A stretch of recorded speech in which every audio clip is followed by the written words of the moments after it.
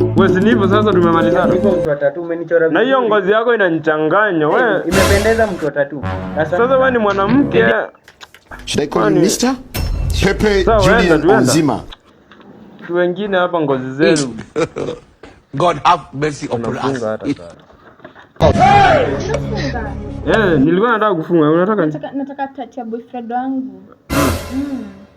Na sasa sinafunga. Ai hapana please. Unataka anaitwa aje? Wafula.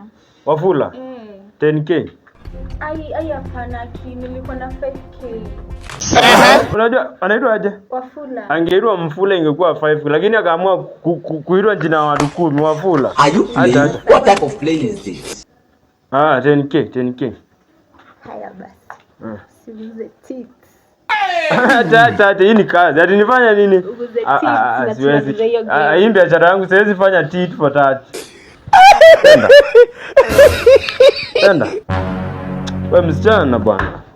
Ati shima. God have mercy upon us. Tit for that. Niguze.